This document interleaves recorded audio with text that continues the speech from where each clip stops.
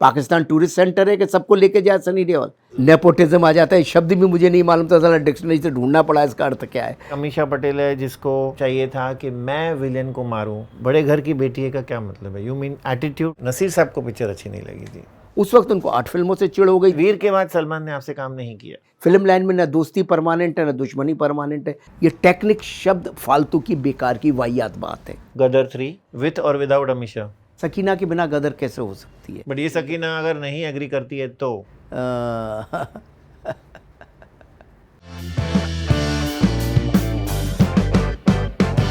Anil Sharma, thank you so much for being on the Vicky Lalwani show. मैं आपकी एक इंटरव्यू देख रहा था जिसमें आपने काफ़ी बयान किया है कि प्रियंका चोपड़ा का करियर कैसे आपने ऑलमोस्ट आई वुड से शुरू किया, बिकॉज वो नोज सर्जरी जो रॉन्ग हो गई थी उनकी, and she wanted to go away, her father had already gone to Raebareli and almost they were sort of packing up. That's what you're saying. You come and talk to Sunil Darshan, you speak a good word about her to Subhash Ghai. देखिए, प्रियंका चोपड़ा की सफलता में मेरा कोई हाथ नहीं है। पहले चीज़ के लिए उनका सफलता जो भी हाथ है, उन्होंने बहुत अच्छा, वो बहुत टैलेंटेड थी। जब कोई टैलेंटेड होता है तो इंसान, ईश्वर, कुछ लोग आपके जीवन में ऐसे ले आता है जो आपको थोड़ा सा पुश दे देते हैं। उस हो सकता है उसमें से एक मैं हूँ। कुछ लोग जो आते हैं ज़िंदगी में, ईश्वर लेके आता है, फिर हम उनके साथ कांटेक्ट भी रखते हैं कुछ किसी छोटा मोटा तरह से। तो मेरा तो कांटेक्ट है। प्रियंका ने रखा है आपके साथ कांटेक्ट? बहुत बढ़िया। वो अगर 100 लोगों के बीच में हो तो मुझे देख के सीधा मेरे पास आती है। वो तो मेरा तो बहुत ही अच्छा पारिवारिक, एब्सोल्युटली गुड। उसके पिता से तो, मेरे पिताजी तो इतने अच्छे सुंदर गायक थे कि हर हफ्ते में एक दिन हमारे यहाँ सिंगिंग चलती थी, और यूपी के ही थे। मैं भी यूपी का हूँ, मथुरा से हूँ, तो हमारा उनका एक खान पान रहन सहन सब एक सही है। तो फिर आपने उनके साथ आगे पिक्चरें क्यों नहीं बनाई? क्योंकि नहीं, वो इतनी हिट हो गई थी। भाई ऐसा मेरे कौन सी पिक्चर में लेता? ऐसा कोई मौका नहीं था जिसमें मैं लेता। कौन सी ऐसी पिक्चर में लेता मैं? ऐसी कोई पिक्चर नहीं थी जहाँ के। अब जब प्रियंका चोपड़ा इतनी बड़ी स्टार हो गई थी तो उनके लायक रोल भी तो होना चाहिए ना। गदर के टाइम पे तो वो थी नहीं, गदर तो उससे पहले आई थी। उसके बाद मेरी जो द हीरो में तो वो लॉन्च किया था मैंने उनको।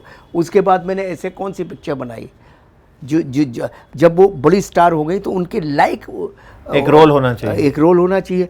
जब मैं अब तुम्हारे हवाले कर रहा था तो मैं एक लड़की लॉन्च करना चाहता था, दिव्या खोसला जी कर दी मैंने। अपने में ऐसा कोई करैक्टर नहीं था जो प्रियंका, उस वक्त कैटरीना ऑलमोस्ट न्यू थी, उनको वो रोल दे दिया जो छोटा रोल था।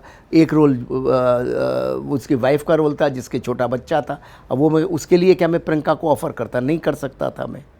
वो मैं करता तो शायद वो कर भी लेती, पर मुझे लगा मुझे नहीं करना चाहिए, इसलिए शिल्पा शेट्टी जी को किया। और शिल्पा ने तो कर दिया। शिल्पा तो बेचारी बहुत अच्छी। और यहाँ एक अमीषा पटेल है जिसको मदर के रोल में भी थोड़ी तकलीफ हुई थी। अब वो कोट्स दे रही है कि मदर इन लॉ तो मैं बिल्कुल नहीं बनूंगी, 100 करोड़ दे दे मुझे अनिल शर्मा तो भी नहीं। तो ना भैया, मैं 100 करोड़ है मेरे पास, ना मैं दे सकता हूँ, ना मैं कह रहा हूँ। लेकिन उन्होंने काफ़ी स्टेटमेंट्स दिए हैं आपके अगेंस्ट। वो कह रही हैं कि ये जो गदर का जो ब्रांड है is just about the 3 of us, and the 3 is the little Jitu, Sunny and herself. She is not including you in that. ऐसा है। You are the maker. नहीं, ऐसा है। उनके मन में जो उनको कहना है कहने दो। हर व्यक्ति अपनी ज़ुबान, अपनी बात कहने के लिए फ्री है। उनका जो मन है कहने दो, बहुत बढ़िया बात है। उनको लगता है ऐसा है तो ऐसा है, हमको क्या लेना? हम तो ऑडियंस है, वो डिसीज़न लेगी। मैं कीचड़ पर पत्थर नहीं फेंकता, सिंपल सी बात है। जिसको जो कहना है कहे, मुझे कोई टेंशन नहीं है। शी इज़ मेरे लिए वो पारिवारिक कल भी थी, पारिवारिक आज भी हैं। मैंने उनको उस वक्त जब वो एकदम नई थी, 6 महीने मेरे घर में रोज़ आती थी। वेरी हार्ड वर्किंग गर्ल, 5-5, 6-6 घंटा रोज़ मेरे साथ बैठी थी। एक एक सीन पे मैं उनके साथ बैठा, कैसे सकीना बनना है, कैसे सकीना सोचना है, कैसे सकीना होना है, वो हम करते रहे। तारा सिंह, सकीना और जीते, इन तीनों की ही कहानी थी वो। और चौथा एक और कैरेक्टर था अशरफ अली।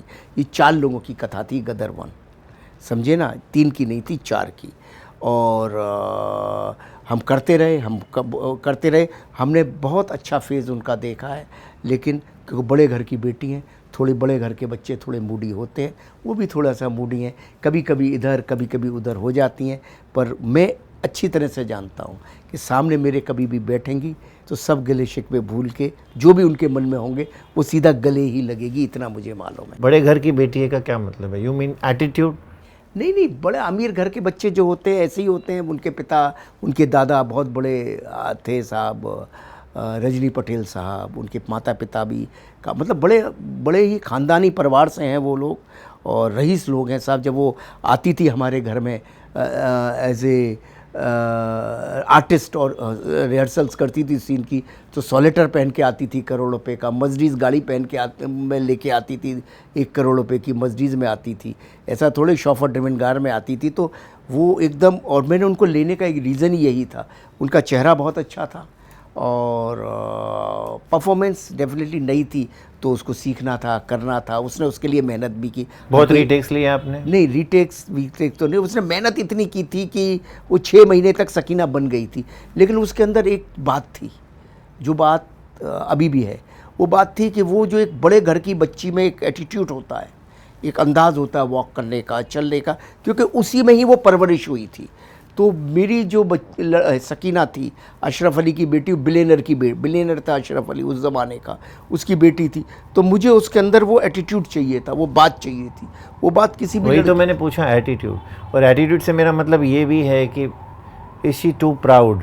नहीं नहीं, प्राउड नहीं, एक होता है, वो बहुत प्राउड बिल्कुल नहीं है, वो बहुत सॉफ्ट है, वो बहुत ही तमीज़ वाली है, बदतमीज़ी से बात नहीं करती किसी से, वो बिल्कुल नहीं करती है, सामने बैठ के हमेशा तमीज़ से। अब यही तमीज़ वाली लड़की ने मर्सिडीज़ में जो आती थी कहा है कि they change some portions of Gadar 2 and almost in these words that they saved the film, whatever. देखो ऐसा है, पब्लिक ने अपना वर्डिक्ट दे दिया, अगर मैंने कुछ चेंज किया तो सही के लिए चेंज किया, नहीं चेंज किया नहीं किया तो कि नहीं, उन्होंने एक सेकंड, मैंने जो किया फिल्म के लिए किया और उसका रिजल्ट पब्लिक देख लिया।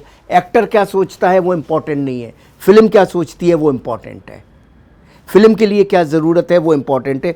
जो मुझे चाहिए था मैंने किया, उसका वर्डिक्ट आ गया, तो मेरी कोई उनसे शिकायत। उसने जो इनपुट्स दिए या सनी ने कुछ अरे हर इनपुट देता, हर एक्टर इनपुट देता है भाई, अगर हर एक्टर इनपुट देता है, नहीं देता, कौन सा एक्टर इनपुट है? नाना पाटेकर साहब ने कोई इनपुट नहीं दिए, उत्कर्ष शर्मा ने कुछ इनपुट नहीं दिए, इवन सिमरत कौर भी कुछ इनपुट नहीं दिए। सिमरत कौर ने भी गदर 2 में अपने इनपुट दिए ना, छोटे छोटे एक्टर भी इनपुट देता है, विलेन भी कुछ अपना इनपुट देता है, एक्टर का काम है, एक्टर का बिजनेस है वो। डायरेक्टर भी अपने इनपुट देता है, डायरेक्टर अपने अल्टीमेटली फाइनल डायरेक्टर करता है। आपके अपने इनपुट हों, आपकी अपनी जो भी बात, आपने वो इनपुट्स रिजेक्ट भी किए होंगे? क्यों नहीं करूँगा, जो मुझे राइट नहीं लगेंगे करूँगा। एज ए डायरेक्टर मेरी जिम्मेदारी है, किसी एक्टर के लिए मैं जिम्मेदार नहीं हूँ, मैं फिल्म के लिए जिम्मेदार हूँ। अगर मेरी फिल्म चलेगी तो मैं कहता हूँ सबका सहयोग है, अगर फिल्म नहीं चलेगी तो सिर्फ डायरेक्टर पे लांछन आता है और डायरेक्टर की प्रॉब्लम है। अगर कल गदर 2 नहीं चलती तो सब मुझे ही गाली देते, गदर 2 चल गई है तो सबका सहयोग है और सब उसका क्रेडिट ले, बहुत अच्छी बात है।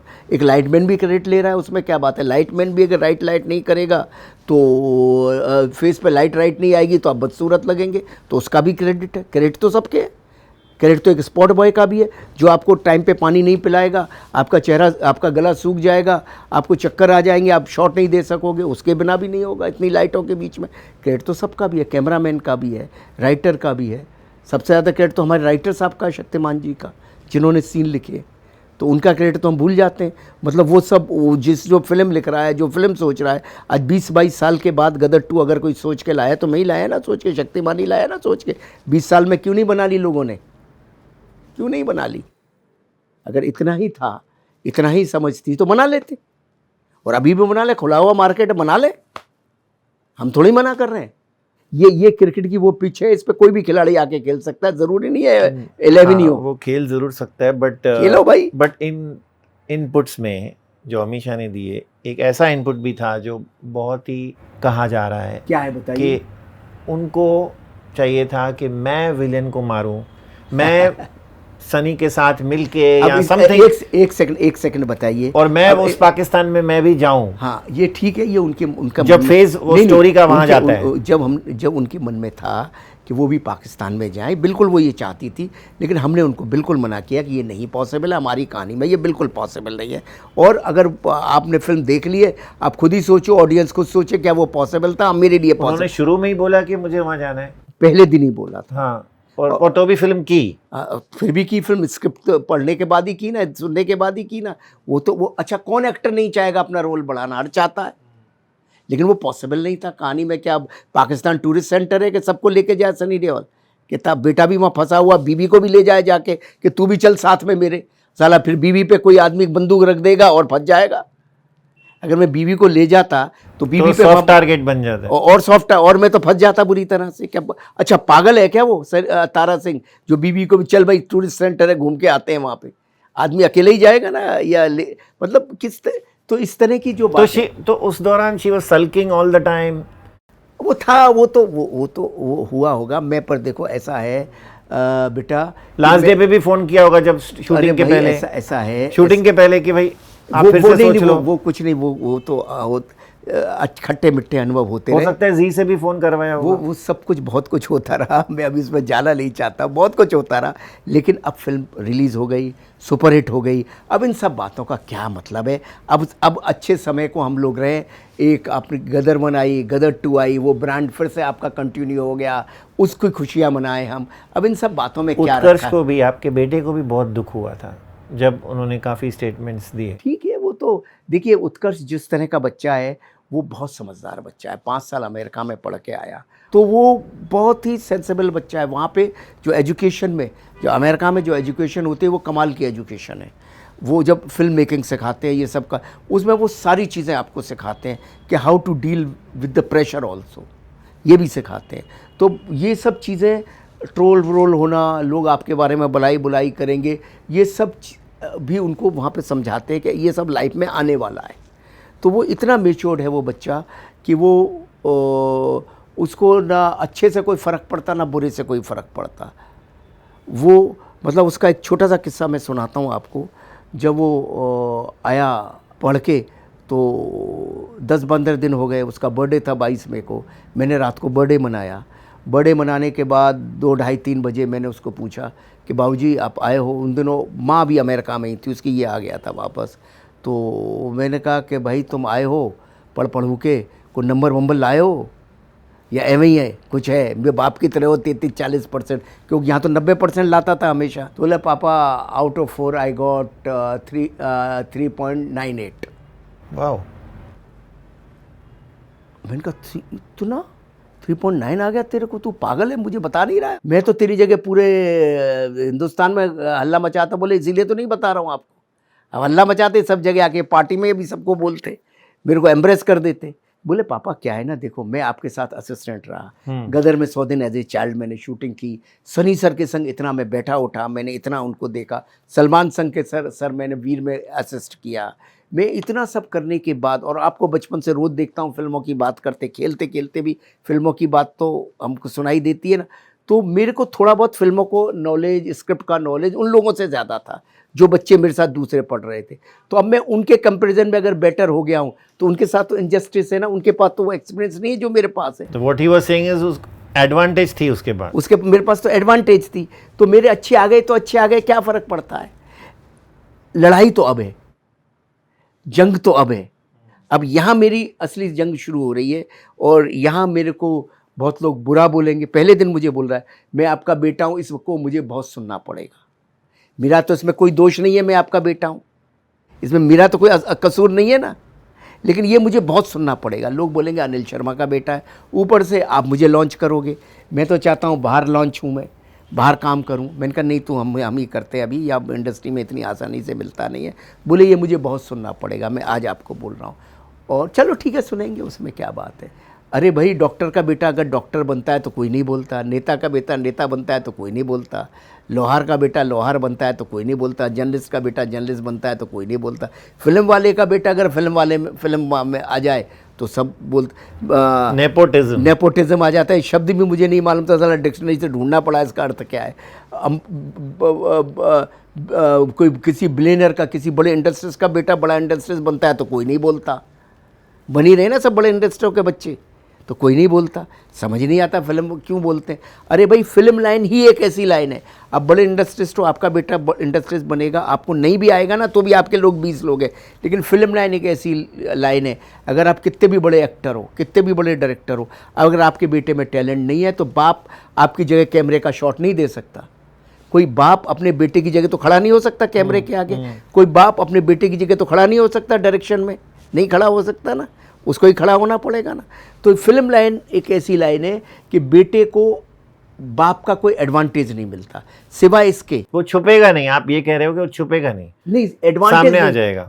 एडवांटेज नहीं मिलता बाप के होने का, सिवाय इसके कि आपको मौका मिल जाता है, इससे ज्यादा कुछ नहीं। मौका मिल जाता है लेकिन छुपेगा नहीं। लेकिन अगर आप में टैलेंट है, आने ही वाला है, आप में टैलेंट है तो आप आओगे, आप में टैलेंट है, अगर आप बड़े आपके अंदर टैलेंट, आप किसी बड़े एक्टर के बेटे हो और आप में टैलेंट नहीं है तो आप समाप्त हो जाओगे, और आप किसी छोटे एक्टर के बेटे हो, आप में टैलेंट है तो आप आगे निकल जाओगे, ये आपकी अपनी वजह से ही आप आगे जाओगे। तो अभी क्या प्लान है उत्कर्ष के लिए नेक्स्ट?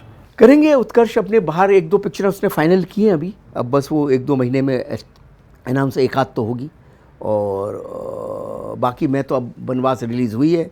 उत्तम सिंह और आपके डिफरेंसेस रिजॉल्व हो गए? कोई भी डिफरेंस नहीं, क्योंकि ऐसा सुनने में आया था कि वो नहीं, खफा है, 2 सॉन्ग्स यूज हुए हैं कुछ गदर नहीं। 2 में, बैकग्राउंड म्यूजिक यूज हुआ है, आपने कहा मैं बात करूंगा उनसे। नहीं ऐसा कोई। Did you pick up the phone? नहीं मेरी तो हमेशा बात होती रही है उनसे, ऐसा कुछ नहीं है, लेकिन गदर 2 के बाद हुई? गदर 2 के बाद भी बहुत हुई, उन्होंने मुझे बधाई भी दी, ऐसा कुछ नहीं, बहुत अच्छे इंसान है उत्तम जी, बाहर क्या आता वो जाने दीजिए भाई। देखिए गदर 2 पे राइट उन दोनों गानों का जी का है, बैकग्राउंड म्यूजिक पे राइट जी का है, तो आप पुरानी पिक्चरों के इतने गाने आज यूज़ हो रहे हैं, कोई उन म्यूजिक डायरेक्टरों से कोई लिख के ले रहा है क्या, उन प्रोड्यूसरों से कोई लिख के ले रहा है क्या? अगर HMV के तो पास लेबल ही डिसाइड कर रही है, लेबल ही डिसाइड करता तो जी म्यूजिक के पास जो राइट है वो जी म्यूजिक डिसाइड करेगा, उसके लिए मुझे तो किसी आपने और उनको ये बताया? बता दिया मैंने उनको। और फिर क्या बोला उन्होंने? नहीं कुछ नहीं बोलेंगे, क्या कुछ नहीं बोलेंगे। गदर 3? हाँ उसकी अब तैयारी करेंगे, उसको इसका आइडिया आ गया है, अब उस पर पूरी तरह से घुस जाएंगे अब, क्योंकि गदर 2 के बाद तो हम वनवास में रह गए थे। मैं एक टाइम में एक ही काम करता हूँ, 2 करता नहीं। विथ और विदाउट अमीषा? अभी तो एक बार स्क्रिप्ट हो जाएगी, सकीना के बिना गदर कैसे हो सकती है, सकीना तारा जीते। बट ये सकीना अगर नहीं एग्री करती है तो? अब देखिए वो मैं स्पेकुलेशन में नहीं जाना चाहता, फिल्म में तारा भी होगी तो सकीना भी होगी तो जीते भी होगी। समझो नहीं करती है? नहीं ऐसा हो नहीं सकता, हाइपोथेटिकली। नहीं मैं ये नहीं सोच सकता, जो चीज़ है ही नहीं वो बात क्यों अपनी ज़ुबान में लाऊं। जो कहानी बनेगी आप कर पाएंगे रिप्लेस उनको? नहीं मैंने तो ये अभी सोचा ही नहीं है, इस माइंड में मेरे दिमाग में नहीं, और मैं क्यों करूँगा, क्या ज़रूरत है, ज़रूरत क्या है, ऐसा कुछ नहीं है। हर आर्टिस्ट को अपना काम करना होता है, वो भी समझदार है, कलाकार है, अगर वक्त होगा और समय होगा तो ज़रूर करेगी, और क्यों नहीं करेगी, ऐसा तो मुझे लगता नहीं है। ठीक है देखेंगे जब वक्त आएगा। आप हंस रहे हैं, आप बोलते हैं देखेंगे, बहुत एम्बिगुअस आंसर है, मतलब I have to read between the lines. अब आप लाइन रीड करते रहो, मैं तो आपको बोल दिया। गदर 2 पे मुझे एक याद आ रहा है कि नसीर साहब को पिक्चर अच्छी नहीं लगी थी सर। नसीर उसके बाद आप मिले? नहीं मैं कभी नसीर साहब को नहीं मिला, मुझे ये मालूम भी नहीं है नसीर साहब को अच्छी लगी या बुरी लगी।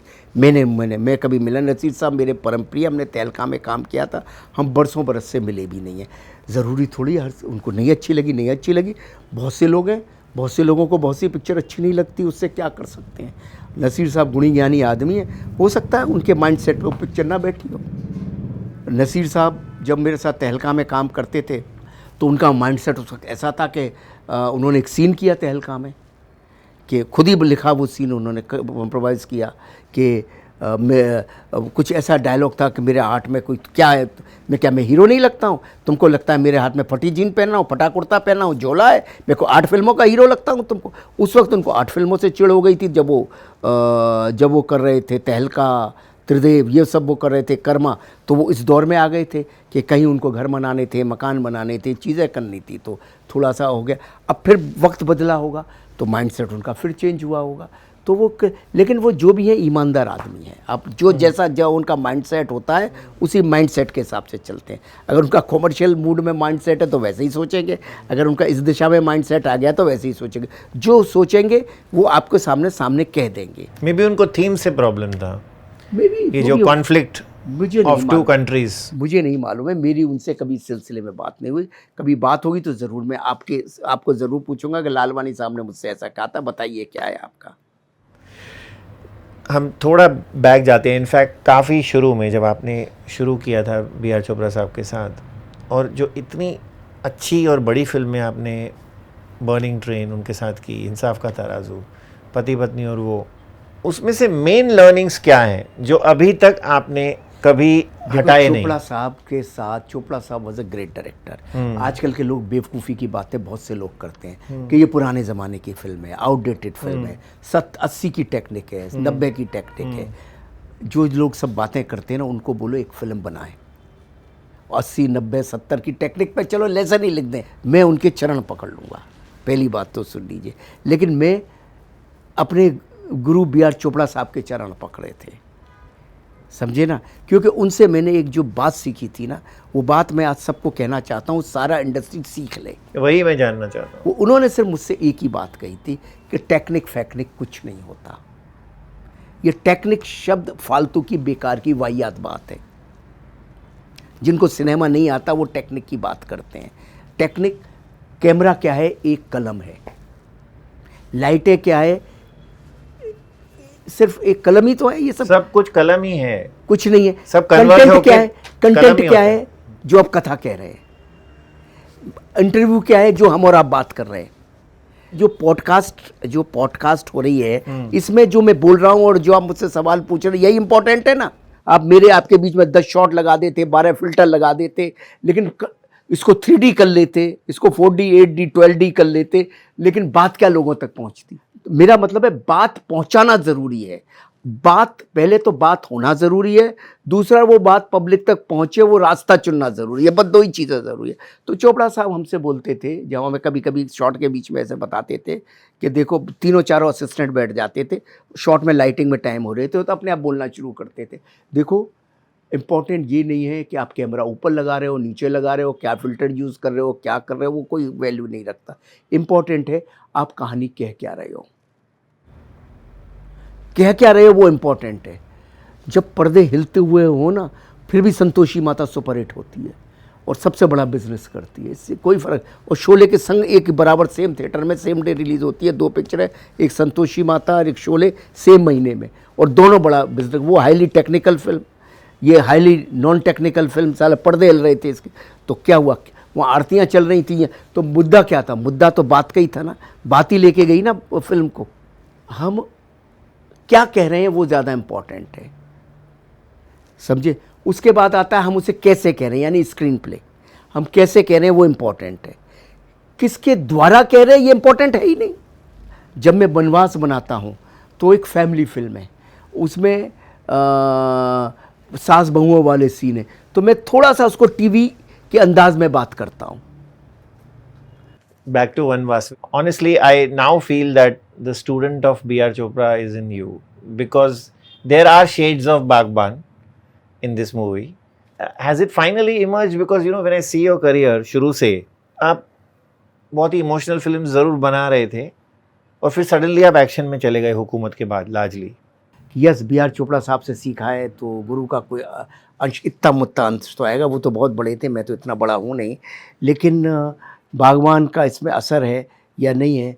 बागवान की कहानी तो मैं तब से सुनता था जब मैं बी आर चोपड़ा साहब के साथ असिस्टेंट था, तब ये पिक्चर दिलीप कुमार और राखी के साथ बनने वाली थी, शायद आपको नहीं मालूम होगा। नहीं। तो उस वक्त से चोपड़ा साहब के मन में ये पिक्चर बनाना था, क्योंकि चोपड़ा साहब हमेशा बोलते थे कि एक बाप 4 बच्चों को पाल सकता है, 4 बच्चे एक बाप को नहीं पाल सकते, ये उनकी एक थिंकिंग थी हमेशा। तो फिर उसके बाद बरसों बरस गुजर गए, ये पिक्चर नहीं बन पाई। फिर उनके साथ अमिताभ बच्चन और हेमा जी के साथ बनी और बहुत बढ़िया बनी, एक्स्ट्राऑर्डिनरी बनी पिक्चर। उसका कुछ अंश हो तो मेरे लिए बड़े गौरव की बात है कि चोपड़ा साहब मेरे गुरु लेकिन की करते वक्त आपको कुछ नहीं, तो मैं बता रहा हूँ, हाँ। गुरु की पिक्चर का अंश हो तो बहुत बड़ी बात है, लेकिन करते वक्त मेरे मन में ऐसा कुछ नहीं था। मैंने ये फिल्म जो सोची, मेरे फिल्म सोचने का 2 ही रीज़न थे। एक तो क्या हुआ कि 2 साल पहले मेरे पिताजी चले गए, उससे पहले माँ चली गई, तो एक बहुत वैक्यूम हो गया था। घर में जब बड़े ना हों, तो उनकी छत्र छाया ना हो, तो फिर ऐसा लगता है कि जैसे कि संसार में कुछ है ही नहीं। अक्सर मैं पापा से हर काम में पूछता था, पापा ये कर लूँ, वो कर लूँ, जब नहीं रहे तो आज तक भी मुझे ऐसा लगता है, कभी मना, अरे पापा से पूछ ले, तो अचानक वो इंस्टेंट आती है। तो वो एक बड़ा, फिर आपको लगता है कि आपने जो लम्हे पिता के साथ गुजारे बहुत कम गुजारे, आपने जो भी किया बहुत कम किया, उन्होंने आपके साथ बहुत कम किया। मुझे नहीं, मुझे लगता हर किसी को भी ऐसे ही लगता होगा, आपको भी ऐसे ही लगता होगा। मैं बिल्कुल सहमत हूँ। हमें और जब होते हैं तो आर्ग्यूमेंट्स टे- करते रहते हैं, माता पिता को डिस्कशंस करते अक्सर रहते हैं, बट टेक इट, हम वो टाइम नहीं देते हैं हाँ, जो हमें देना चाहिए। माता पिता को अक्सर हम टेक इट फॉर ग्रांटेड ले लेते हैं, लेकिन जब नहीं रहते तो बहुत तकलीफ होती है। तो एक तो मेरा माइंडसेट ऐसा था, दूसरा मैंने एक न्यूज़ पढ़ी थी जो बड़ी हृदय विदारक न्यूज़ थी कि एक फैमिली कोई कनाडा से आई या अमेरिका से आई, मुझे नहीं पता, याद नहीं है, और उनके पिता की मृत्यु हो गई थी। वो माँ से मिलने आए और माँ के साथ रहे कुछ दिन और बड़ी माँ की सेवा की, सोचा की, उनकी बहुत बड़ी प्रॉपर्टी थी, कोई मकान होगा, थोड़ा बहुत जो भी था, 10-20 लाख, 50 लाख, करोड़, 2 करोड़ का जो भी होगा। उन्होंने माँ को बोला कि माँ अब तू यहाँ अकेली क्या रहेगी, हमारे साथ वहाँ चल।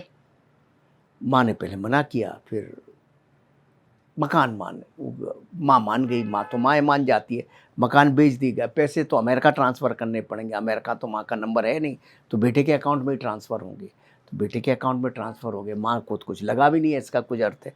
माँ को लेके एयरपोर्ट पहुँचे और माँ को बोला कि माँ तू बैठ, हम कॉफ़ी या कुछ फॉर्मेलिटीज़ करके आते हैं, देखते हैं क्या, और चले गए। उसके बाद वापस आए ही नहीं, आज तक नहीं आए। माँ शाम तक बैठी रही, फिर किसी से माँ ने पूछा मेरे बेटे कहाँ, माँ तो घबरा गई कि मेरा बेटा इधर उधर तो नहीं गया।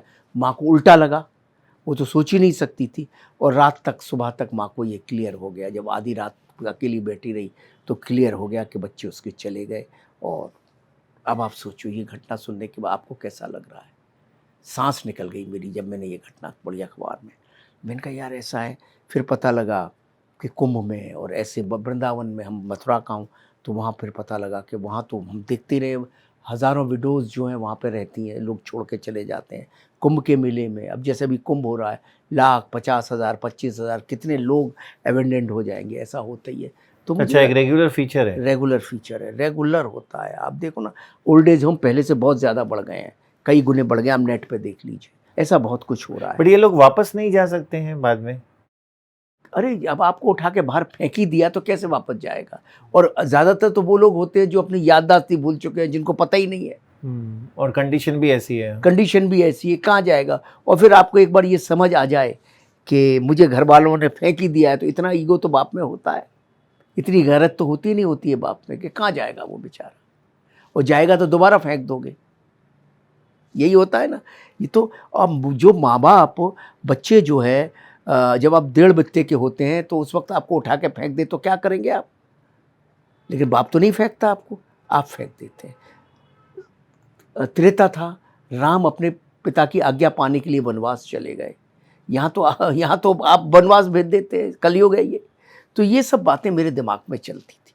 तो मैंने सोचा कि हर 20 साल में एक अवतार आती है, फिर एक बागवान आती है, तो ऐसी एक फिल्म का समय आता है। तो मैंने कहा इस पर पिक्चर बनाता हूँ यार, ये बड़ा टची सब्जेक्ट है, और ये सब्जेक्ट आज की दुनिया को एक बार टच करना चाहिए। एक जो मजबूरियों की धूल, आप घर में घुसते हो ना तो हर घर में वनवास है, हर बूढ़ा आदमी वनवासी की तरह ही बैठा है। It's very tragic. आप जाते हो, कैसे बाबूजी पाँव लगाया, और अपने फ़ोन, अपने लैपटॉप, अपने बच्चे, अपनी दुनिया में बिजी हो जाते हो। बाप सुबह से सोच रहा था बेटा आएगा, ये बात करूँगा, वो बात करूँगा, लेकिन फिर वो लगता है बाप को कि यार बेटा मेरा इतना परेशान है, इससे क्या बात करूँ। उनको कुछ नहीं चाहिए, बाप को सिर्फ इतना चाहिए कि आप एक बार उन्हें छुएं, एक बार उनसे बात करें, एक बार उनके गले लगे। मैं अब जानना चाहता हूँ कितनी दिन हो गए आपने अपने पिता को गले लगाए हुए, पिता से लिपटे हुए? नहीं, कभी अपने पिता से बाप को एक निवाला खिलाए हुए?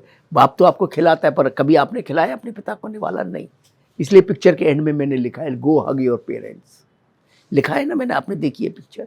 तो इसीलिए कि भाई ये बहुत ज़रूरी है।